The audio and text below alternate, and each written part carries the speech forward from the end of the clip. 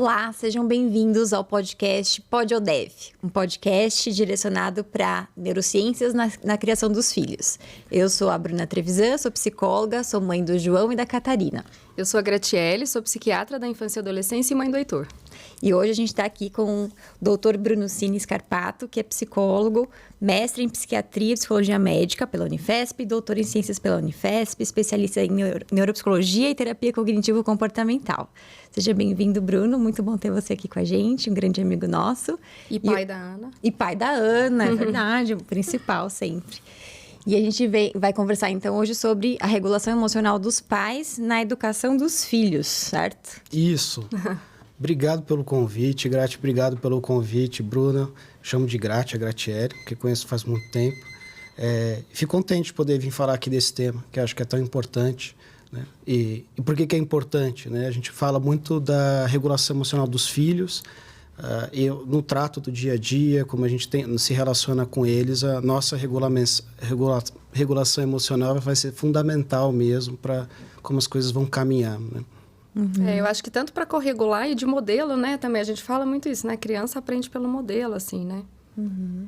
E é uma queixa frequente dos pais chegarem no consultório dizendo sobre o comportamento desregulado dos filhos. Uhum. E normalmente eles não têm a percepção sobre o próprio comportamento, né? O quanto o modelo deles interfere sobre os filhos. O que você observa dos adolescentes que você geralmente atende? Acaba que hoje em dia eu atendo também, além de adolescentes e crianças, muitos pais, né? E muitas vezes esses adultos que são pais também trazem a dificuldade de como se controlar mesmo diante de todos os comportamentos dos filhos, às vezes difíceis de manejar, né? E geralmente quando se traz também um adolescente para o consultório, para um tratamento, ou uma criança, ou um pré-adolescente, né? Geralmente a queixa é no comportamento que é mais negativo, né? Ou algo relacionado às emoções deles num aspecto mais negativo, né? E quando você vai ver até os estudos relacionados a como se regula a emoção nas crianças e adolescentes, o modo como os pais, tem vários estudos que mostram que o modo como os pais manejam especificamente as situações negativas, né? Como ele manifesta a emoção negativa dele próprio para os filhos, ele vai ter um impacto, vai modular de forma bem direta o modo como as crianças também manifestam essas emoções negativas e comportamentos mais negativos também, né? E quando você vai conversando com os pais, né, a gente tem toda uma anamnese, né, que faz para saber a respeito do dia a dia da criança e tudo mais. Mas é sempre importante mesmo e a gente faz muito isso, né, no momento dessa entrevista, entender como é para os pais, né, como eles agem dentro de cada situação. Né? E um tempo eu comecei a ficar um pouco mais atento a isso, né, porque os pais, quando a gente explica o funcionamento da criança, eles geralmente mostram que entende, na maioria das vezes, né, e que faz sentido, mas às vezes tem uma dificuldade de, às vezes, usar esse mesmo conhecimento para avaliar as emoções deles próprios, né? E a gente acaba, às vezes, esquecendo disso, né, de abordar essa questão com eles. Como a gente aqui tem bastante pais que assistem o podcast, né, a ideia é a gente realmente multiplicar o conhecimento da neurociência e da psicologia para os pais, né, melhorar a criação dos filhos.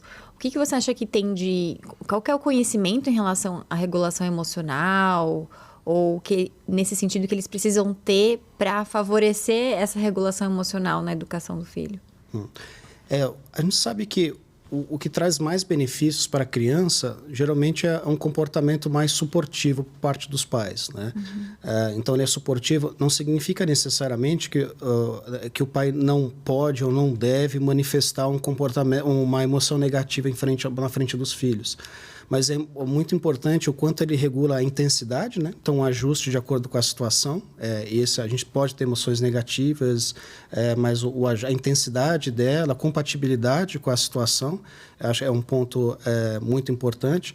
Eu acho também como ele contextualiza, né? Então, ele contextualiza, ele explica por que daquela emoção negativa.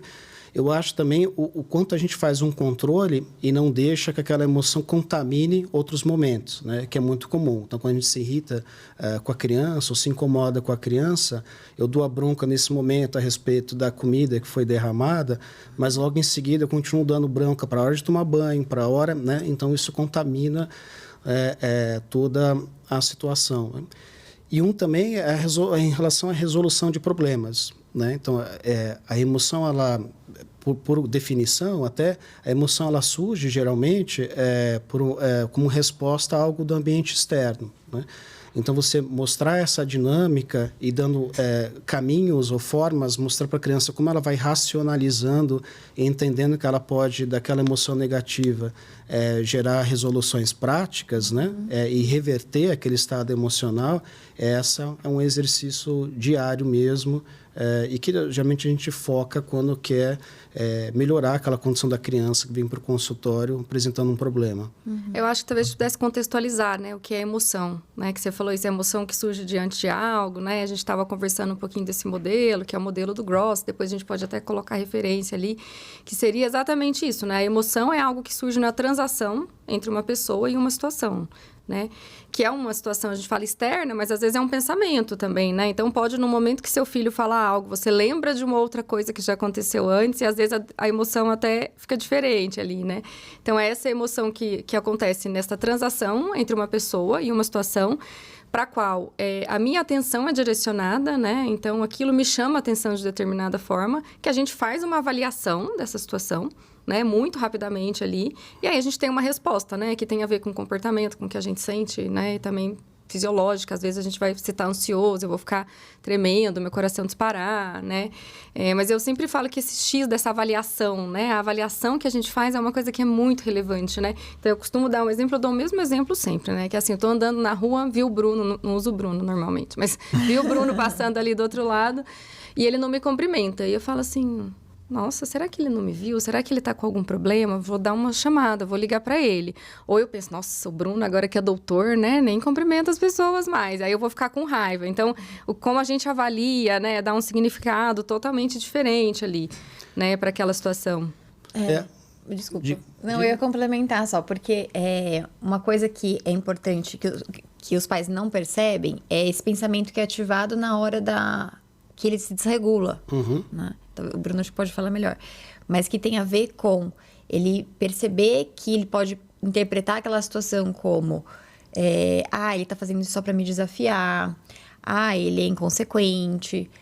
Ele não colabora. Ele não se importa comigo. Não se importa com o que eu sinto. Ele não me respeita, né? E isso faz ele desregular. E os pais não têm essa percepção, né? Sobre essa avaliação que eles fazem da situação. O quanto pode estar sendo distorcido ou não.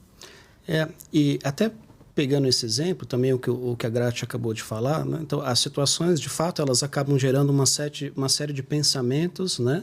A análise que eu faço da situação, por sua vez, vão acabar determinando muito o tipo de sentimento que eu vou ter, né? Então, se eu tivesse, em vez de ter passado... Se a Gratia em vez de ter pensado, por exemplo, que eu estava mais arrogante, se ela pensasse, o Bruno é distraído, aí talvez a emoção seria toda uma outra, né? Assim, ela ia achar divertido, ela ia tender a ter um comportamento mais empático, parar, falar, Bruno, olha eu aqui, né? Enquanto o outro pensamento poderia ser muito mais, então deixa ele passar e reto ali, Nunca que mais não vale a pena... exato, assim. Então, essas experiências iniciais, de fato, vão fazendo com que a gente construa uma série de regras ou modo como a gente avalia as situações no dia a dia, né? Então, você estava falando, por exemplo, que eu vou ali, começo a analisar a criança, então, uma situação, de repente, imediata, que a criança bagunça ou é desrespeitosa. Talvez como forma de expressar uma emoção do momento, de irritabilidade, né? Ou mesmo se fosse um adolescente, né? Eu posso, por exemplo, tender a pensar como aquilo ali, um desafio, né? É um rapaz que não valoriza quem eu sou, não valoriza o que eu faço para ele. Só que o problema, então, o que acontece geralmente na prática, no dia a dia? Aquilo ali era uma situação pontual, né? E eu poderia fazer uma intervenção pontual, né? No sentido, olha, você desarrumou, tem que arrumar, eu não gosto disso, vamos tentar manter a casa em ordem hoje e tudo mais. Mas, geralmente, o que faz eu, além de fazer um comentário sobre o comportamento dele naquele momento, eu faço um movimento que parece pequeno, mas que tem um grande impacto nas relações. Eu começo a trazer questões relacionadas a quem ele é, a identidade dele, como ele funciona. Então, eu começo a falar, porque você é um bagunceiro que não respeita as pessoas, né? Então, nas discussões com as crianças ou com os adolescentes, quando você percebe que você começa a sair de uma crítica ou de um comentário a respeito de uma situação pontual e vai ampliando de forma mais genérica, você sempre, é o que você sempre quer, né? Coisas assim, tem uma chance maior de escalonar a briga. Porque, de uma certa forma, eu começo a falar sobre quem ele é, como ele é. E um ataque à identidade da pessoa, geralmente tem uma resposta a isso. Além dele começa a passar a internalizar mesmo aquela identidade, né? E tornar mais rígido a mudança, o que dificulta ainda mais a vida dos pais. A gente já está atribuindo para ele, né, uma característica. Você é bagunceiro, né? Então, ele vai falar, tá bom, se eu sou assim... né? E muitas vezes, os pais nem precisam dizer tantas vezes, mas a atitude dos pais frente àquele comportamento, a criança já interpreta, o adolescente, né, interpreta que ele é daquele jeito, de que ele é difícil. Então, o pai, simplesmente o pai bufar muitas vezes, já pode passar essa ideia, né? E o pensar o quanto a intensidade da emoção, ela vai ser quase o verniz para guardar aquela informação, aquele registro de memória. Então, por exemplo, pensando no nosso dia a dia mesmo, os pais estão assistindo a gente agora, né? Quando eu vou lá e dou uma bronca no filho, estou muito irritado, todo mundo sabe como é. O coração acelera, né? A gente tende a não conseguir raciocinar direito, a mão treme. As situações do dia a dia em que a gente perde o controle. Agora, pensa na intensidade da emoção e no teu dia, quantas emoções positivas você teve na mesma intensidade. Pelo menos eu digo por mim mesmo, quando eu olho assim, é difícil a gente ter várias emoções no dia com a mesma intensidade. Então, teria que ser uma grande conquista no dia, né? Um grande elogio, onde eu me sinto muito valorizado. Então, pensa nas suas emoções, quando briga com a criança e a criança chora, a intensidade. Então, provavelmente, ali vai ter um registro mais intenso. Quando a gente pensa dessa forma, eu pessoalmente acho um tanto assustador até considerar isso. Né? Não sei se faz sentido para vocês. Eu acho que assim, seria isso que a gente grava mais as coisas, né? A emoção nos ajuda a reter mais informações, a gravar mais informações, não só informação, né, racional ali, mas essa informação do que eu senti naquele momento, né? E se eu grito com meu filho, o que ele sente naquele momento ali vai ficar muito mais gravado. E a gente quase nunca tá lá sorrindo, né? Gargalhadas, né? Durante o dia ali. Talvez não tenha tantos momentos para competir com isso, né? Não, eu ia falar... Pode, mas complementa. Acho que eu ia mudar um pouquinho de assunto. Pode falar. Não, e até ainda um pouco nessa questão, né? Que eu acho que acaba... sendo importante. Então, eu acho que tem esse verniz, né, que acaba que a emoção traz para a vida da criança. E eu acho que é importante também no dia a dia e considerando mesmo essa questão do escalonamento, né? Então, assim, quando eu faço isso e também estender isso a situações com o próprio marido, né? Então, a gente pensa no contexto familiar onde isso vai acontecendo. Então, é um exercício intenso que a gente faz com a criança, com todo esse desafio, mas eu acho que a gente acaba melhorando enquanto pessoa e regulação emocional. Então, essa habilidade, ela tende a se estender para outras pessoas da família, os outros filhos, o marido. Então, ali é quase um laboratório onde a gente vai, acho que ganhando corpo, resistência, resiliência, autoconhecimento, para também melhorar a nossa vida social em outros ambientes. A criança, ela acaba sendo... O laboratório ele não adquire essa aprendizagem, né? Eu não sei o que você ia complementar, mas sabe o que eu pensei agora também? Essa coisa de modular, né? Modular não quer dizer suprimir, né? Porque uma coisa que me dá desespero é aquela coisa da mãe e do pai que vai falar com a criança e fala assim, não é pra você se comportar desse, sabe? Assim, eu suprimo o que eu tô sentindo, eu tô dando uma expressão facial e uma entonação de voz. Eu não gosto quando você se comporte assim, né? E assim, então eu tô suprimindo uma emoção negativa. Então é quase como se eu passasse esse recado, não é adequado você sentir emoções negativas. E, na verdade, a gente vai sentir emoção negativa. A questão é o que eu vou fazer com isso, né? Então, a gente passa um recado totalmente, assim, ambivalente para a criança, sabe? Eu tô te falando uma coisa, ao mesmo tempo tô te falando, não é legal sentir... Estou com raiva, mas não é legal sentir raiva. Eu tô falando desse jeito. Filhinha, não faz isso. Então, eu acho que o modular, né? Não é suprimir, né? O modular é modular, né? Assim, tem que ser proporcional. Tem que ser proporcional. Para mais ou para menos, né? Então, não posso nem exagerar alguma coisa que não precisaria ser daquele tamanho, mas também eu fazer isso, diminuir algo que realmente a criança fez algo grave, machucou alguém, é grave, né? Então, a gente tem que dar uma tonalidade mais intensa também. Né? E eu acho que os nossos filhos precisam ver que a gente também tem emoções negativas, né? Eles precisam entender, a gente também tem. Eu também fico chateada, às vezes eu também fico com raiva. Porque este modelo de como eu lido com as emoções negativas também é uma forma deles aprenderem. Né? É o que eu ia falar, pensando um pouco nessa modificação que eu vejo que é tão difícil, né? A modificação dessa regulação. Então, às vezes, eu lembro de pais, assim, e mesmo de mim mesma, né? Mas no atendimento em que já falamos sobre o nível de capacidade da criança, o nível de compreensão, de maturação, que ela não dá conta, né? De ter o comportamento esperado que ele espera que ela tenha. E mesmo assim é muito difícil de quebrar esse ciclo, né? De se regular, de pensar que ela tá fazendo aquilo para desafiar, ou ter outros pensamentos que são disfuncionais ali, que não estão ajudando ele a regular. Talvez a gente pensar um pouquinho que estratégias podem ajudar. E aí, eu não sei qual de vocês dois falou um pouquinho dos valores, né? Uma coisa que eu costumo muito fazer é buscar um pouco os ganhos a longo prazo. Que é difícil no geral, né, para todo mundo. Porque, no geral, o que os pais estão esperando? Resolver a situação naquele momento. Assim como os filhos também são imediatistas, os pais também são imediatistas. Então, o pai quer que ele arrume o quarto, que ele entre no banho, que ele... Enfim, né? Na hora que pede. Na hora que pede. Né? E que tem uma reação, né, em relação ao que ele está esperando para aquele momento. E não pensa que esse pequeno cuidado do dia a dia... é o que vai gerar frutos lá no futuro, em termos de educação, né? Do adulto que ele vai criar. E eu sei que é difícil a gente ficar o tempo inteiro pensando nisso, né? Aí, eu tô plantando agora para colher lá na adolescência e na vida adulta, né? Mas é uma das coisas que eu vejo que coloca mais sentido em ele se autorregular naquele momento. Porque o imediato não está sendo reforçador para ele. Sim.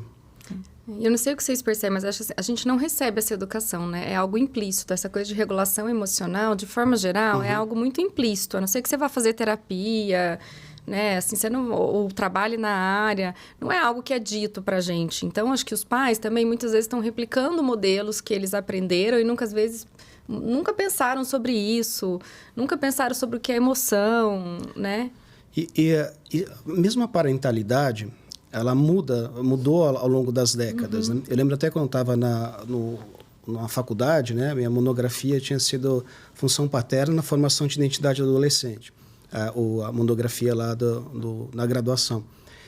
E eu lembro quando eu comecei a ler, eu mudei um pouco a perspectiva, eu via sempre pensando na parentalidade, como a gente exerce, pensando no momento atual, né?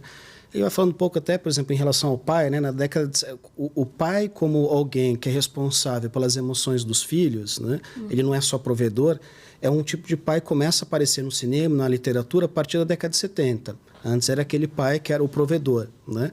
E aí começa aquilo não, eu também sou pai que eu sento na beira da cama e converso com meu filho quando surge o problema. Isso não é delegado sua mãe, no modelo, esse modelo como era até então, né?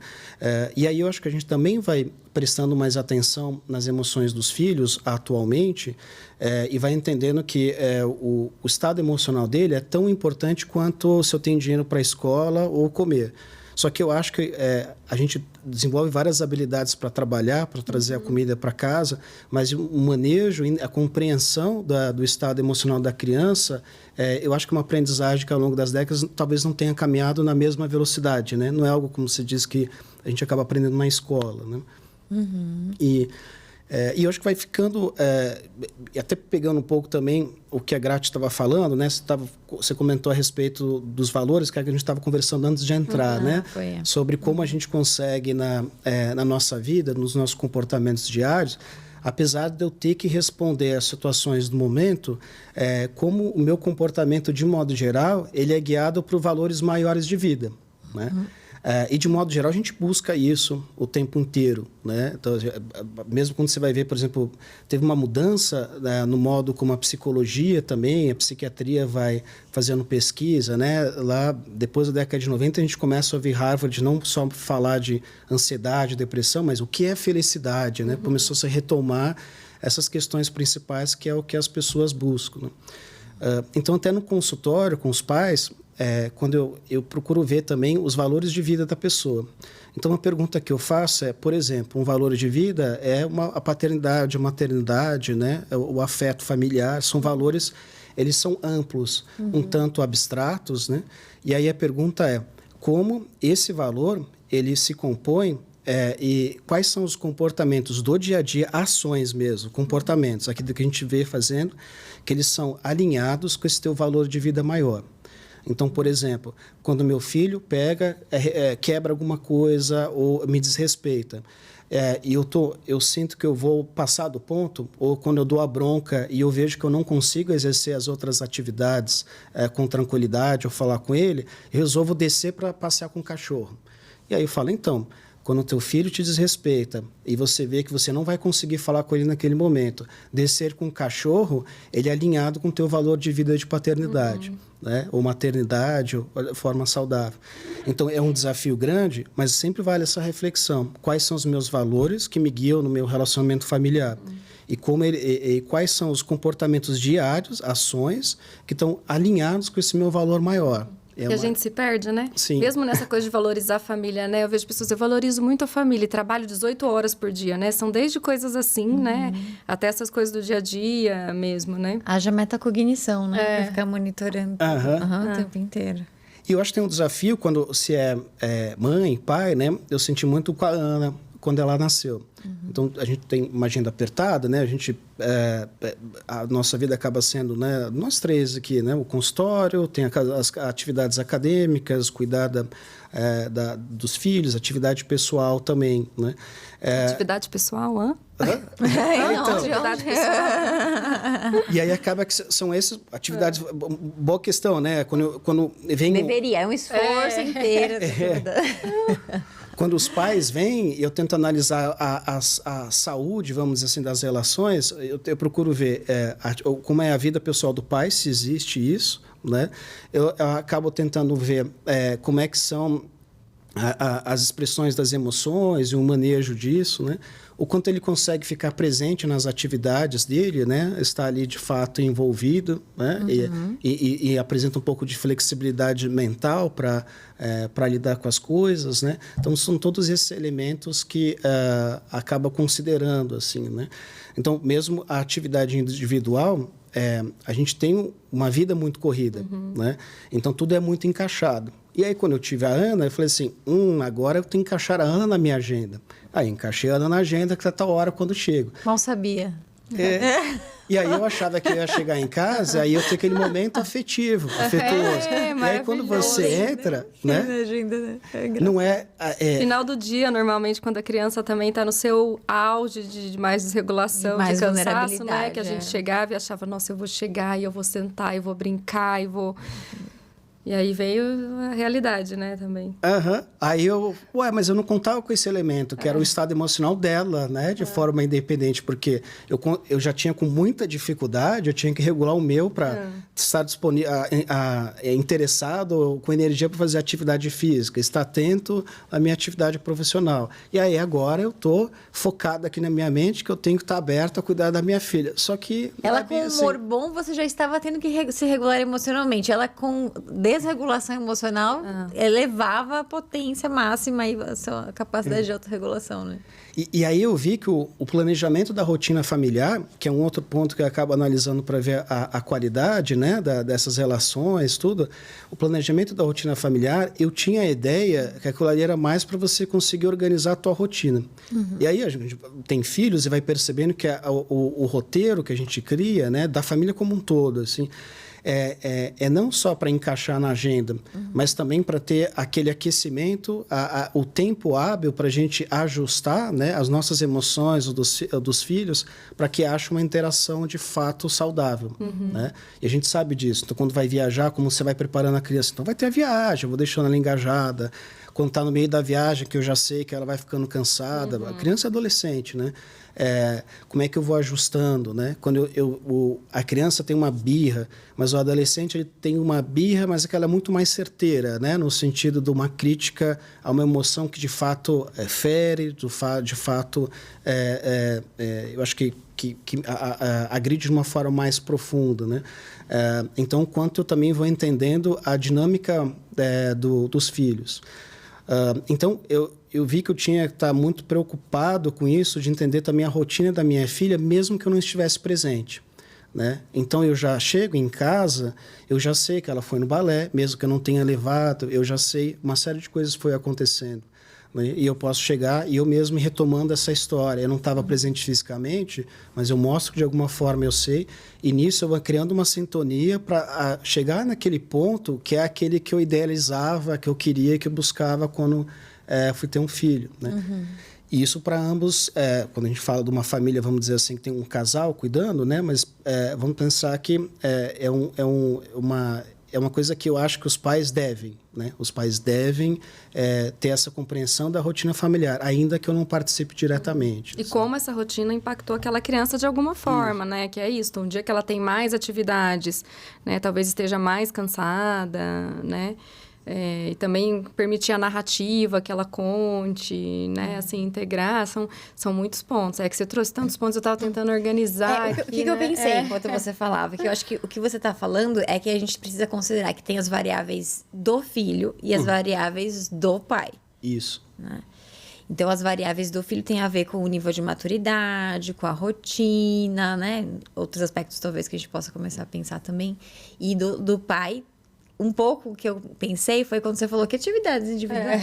Aí eu pensei, olha, isso tem tudo a ver com você encher o seu potinho da necessidade, fazer uma atividade física, né? Ter o seu momento ali individual, né? Necessário para que você também esteja recarregado o suficiente para dar conta de se regular emocionalmente numa situação de estresse maior, né? Então, considerar essas diferentes variáveis. O que a gente poderia pensar além de rotina, nível maturacional da criança, estilo de vida do pai, da mãe, né? O quanto de atividades que eles têm. Mas eu acho que tem o temperamento de crianças também. Crianças são diferentes, né? Eu não gosto do termo temperamento, muitas vezes, como ele é usado, como se fosse uma coisa simples, que existem tantos tipos de temperamentos e cada um não é isso, né? Mas, às vezes, a pessoa tem 2 filhos e fala assim, nossa, mas um filho é tão fácil, né? Ele é não sei o quê, ele é dócil, né? E o outro, nossa, esse aqui é um desafiador, né? E entender que as pessoas são diferentes e é isso que nos faz humanos, é isso que faz a humanidade ser tão interessante, ser tão resiliente como grupo, né?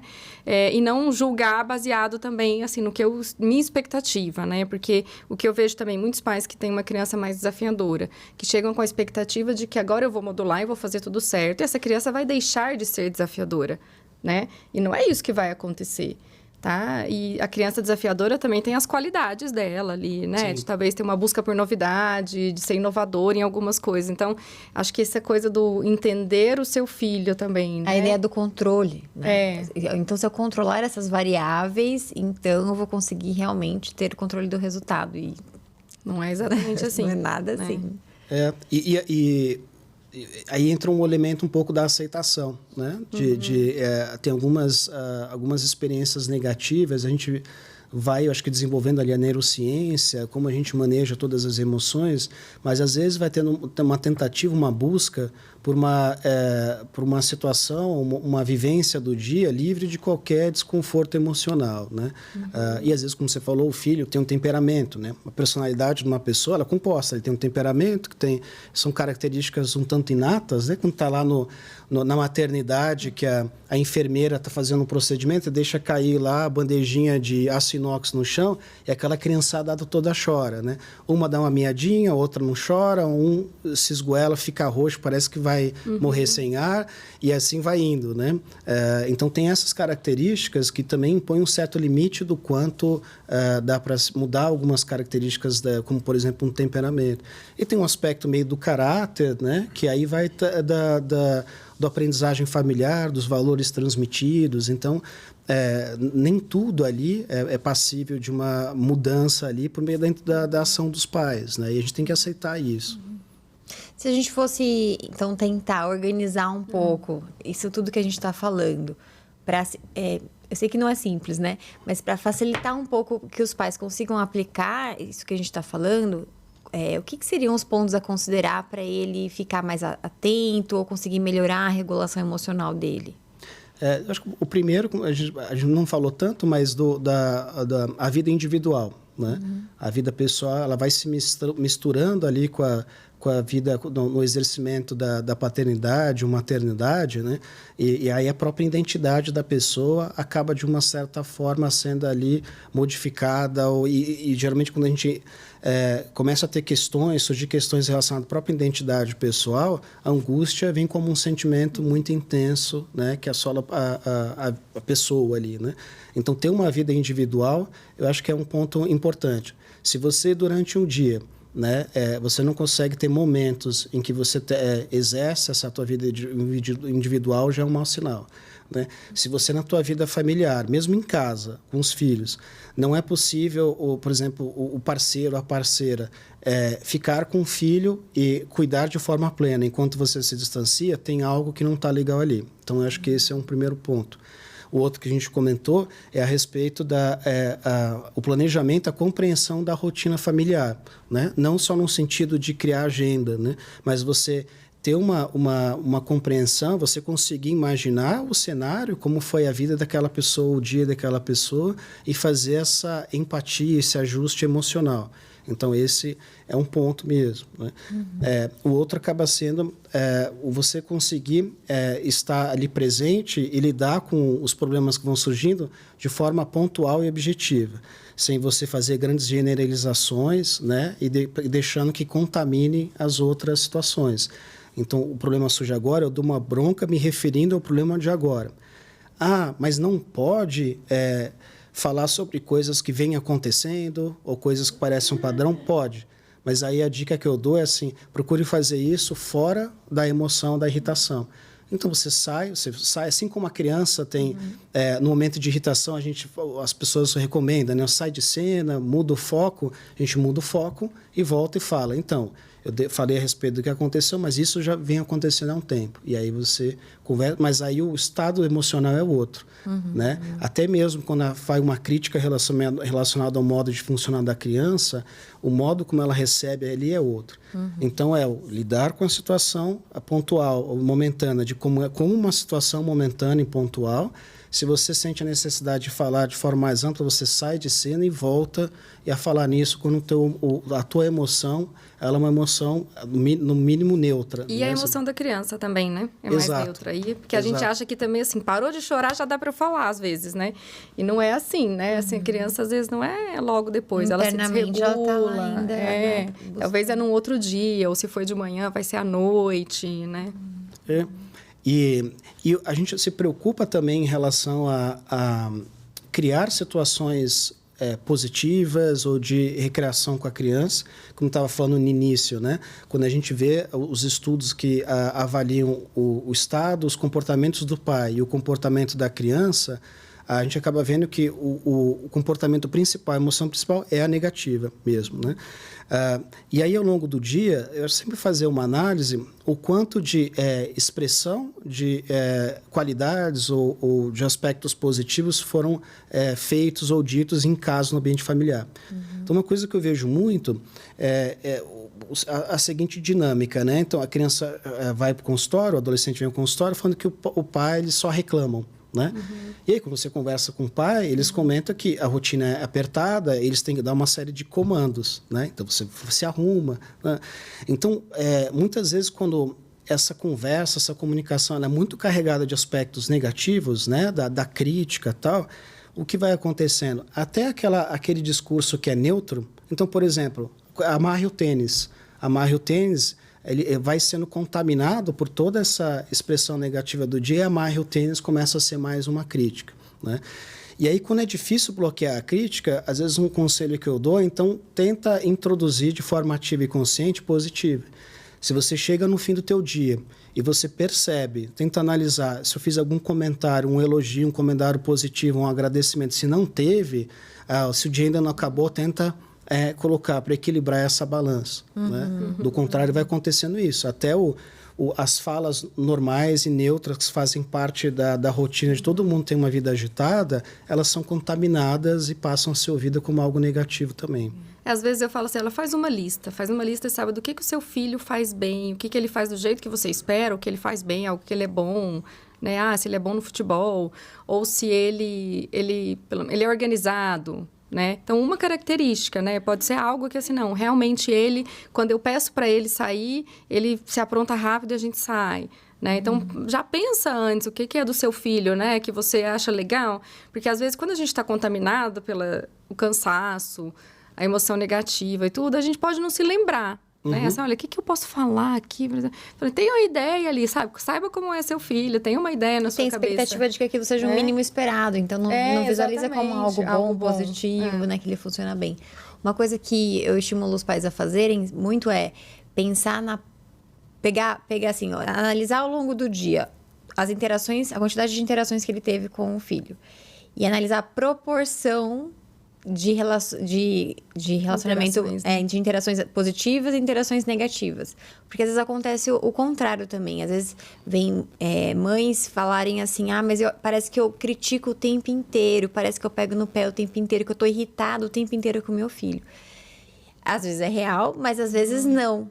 Porque, como o Bruno falou, né, a saliência do negativo ele é muito maior. Então, ela vai ficar com a sensação negativa muito mais evidente do que as interações positivas.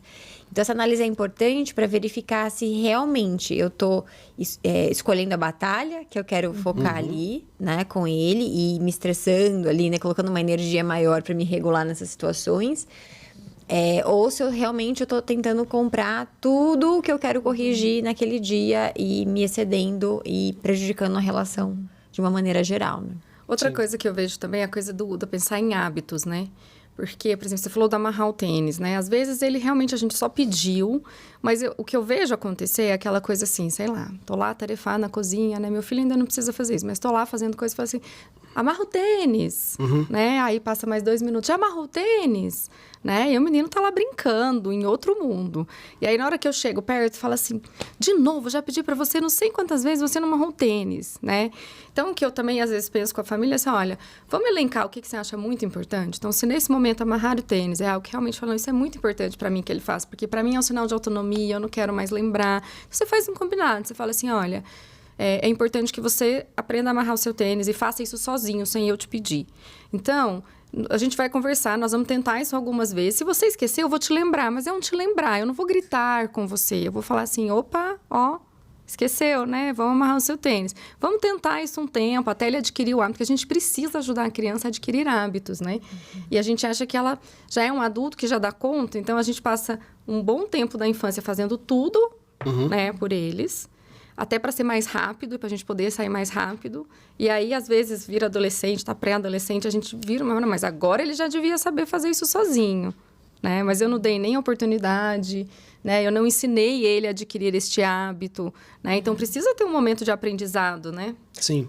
Eu acho que muito que você está falando tem a ver com a prevenção da situação do gatilho que gera a desregulação emocional, né? Então, assim, tem a gente atuar ali no modelo do Gross, né? Depois que já aconteceu a desregulação, então, o movimento que eu vou fazer para me regular, que daí tem um pouco com o que a gente falou, de pensar no longo prazo, em pedir ajuda pro outro, sair da situação para se acalmar. Mas o que é muito melhor é saber prevenir. Então, o Bruno falou da rotina, entender o dia. Por exemplo, nessa situação, eu percebo que eu me desregulo porque eu falo 1000 vezes e ele não me escuta. Então, a minha estratégia de falar ao vento não funciona. Então, qual outra maneira eu vou usar para fazer isso? Então, entender primeiro o gatilho que faz a desregulação acontecer, para depois criar uma estratégia diferente, já que aquela não está prevenindo a situação da desregulação acontecer, né? Eu acho que a gente precisa organizar também. A gente trouxe muitas coisas, né? Então, acho que você falou essa importância de cuidar de si, né? De você estar ali, né, com o seu tempo individual, seja ele com atividade física, né, ou participar de um grupo. Para o meu marido é tocar baixo, né, então, assim, ele tem o baixo, a banda, né, então, acho que ter esse tempo individual ali, né, o outro saber um pouco da rotina da criança, um pouco não tudo, né, conhecer a rotina do seu filho, eu acho que conseguir ver cada momento por ele mesmo, né, sem carregar uma bagagem, acho que seria isso, né, não trazer uma bagagem muito grande ali, né.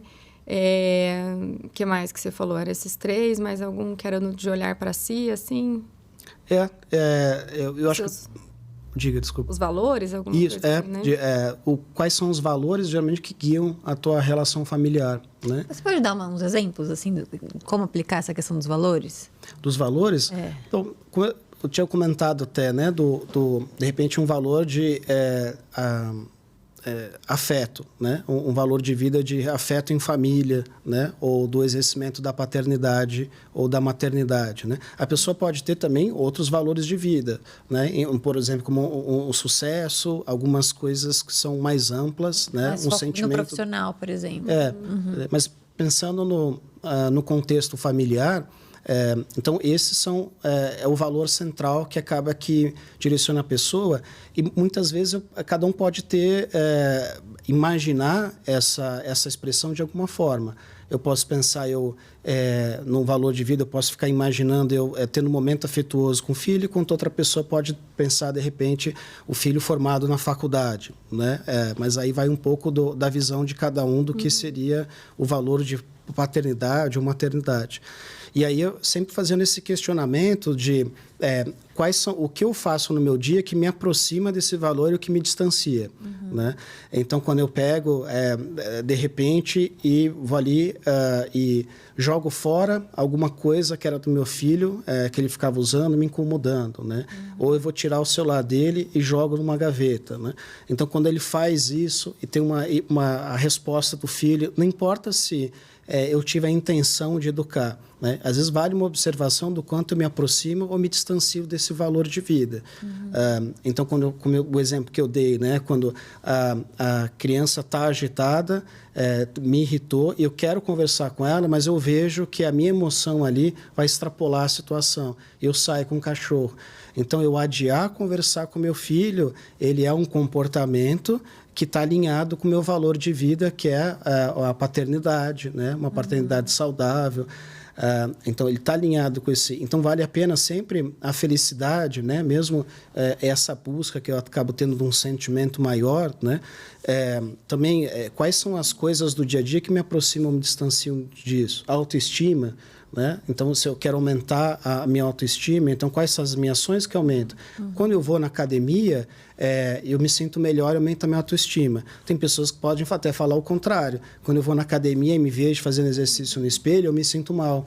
A gente sabe, pessoas às vezes ansiosas, com questões de autoestima, acontecem isso. Sim. Então, a mesma atividade, ele não vai estar alinhado com o valor da vida, de vida igual para todas as pessoas. E até esse ponto da autoestima, né? Pensando, se eu valorizo isso, eu acho que é importante para mim, provavelmente eu acredito que para o meu filho também seja importante isso, né? E aí, assim, os meus comportamentos estão ajudando ele também a construir uma autoestima? Ou eu estou sendo excessivamente crítico e não estou colaborando com isso, né? Sim. Legal, arrasou. Vamos fazer o Pode ou Deve? Vamos. Então, Bruno, a gente tem um quadrinho no final dos nossos episódios que chama Pode ou Deve, afinal, né? Nosso podcast tem esse nome. E sobre o tema, né? Então, vamos lá, vamos fazer uma. Vamos lá. Então, assim, pode ou deve gritar com o filho na hora de uma regulação ali? Pode acontecer, né? Deve, com certeza não, mas pode acontecer, né? E pode ser uma oportunidade para mostrar, olha, depois, tá vendo? Eu também me desregulo, né? Eu gritei, como é que você se sentiu nesse momento que eu gritei? Eu acho que se você consegue usar aquilo ali como até uma aprendizagem mesmo, mas... De como ele deve lidar caso ele se desregule, né? Como ele pode fazer também, né? Pode ou deve adiar a minha reação ali, o manejo, a correção, quando eu estou desregulado na frente do meu filho? Deve. Funciona muito, os estudos mostram, né, que é melhor para a criança e a própria, aquilo que você observar ali imediatamente, né, geralmente olhar a própria vida, o que acontece geralmente quando você faz isso. É só criar um experimento em casa e ver o que é melhor. Mas então é algo de fato adiar, eu acho que a pessoa deve mesmo. Pode ou deve ter atividades individuais do adulto? Deve. Né? Tem todo mundo, aqui entre nós, a gente vai desligando o microfone aqui agora, todo mundo teve aquele momento que pensou assim, mas como seria se eu não tivesse tido filhos? Como é que, no momento de muito estresse, cansaço, aqui nenhum de nós três pensamos isso, mas assim, acontece, né? E acho que muitas vezes, por conta disso, a pessoa não consegue nem preservar uma identidade pessoal, além de a identidade da paternidade. Da paternidade e ajudar no ajuste de emoção mesmo, né? De você equilibrar ou você ter uma oportunidade de regular o teu estado emocional antes de entrar em contato com a criança. Perfeito. Maravilha, nossa, foi muito bom, Bruno. Que bom, fico contente. Com certeza o pessoal vai ter muito conhecimento para aplicar, né, na educação dos filhos e a gente espera que você volte outras vezes para a gente continuar esse papo. Com certeza. Vou querer, sim. Eu que agradeço, espero que vocês tenham gostado também e até a próxima, aceito o convite. Obrigada. De nada. Até a próxima, pessoal.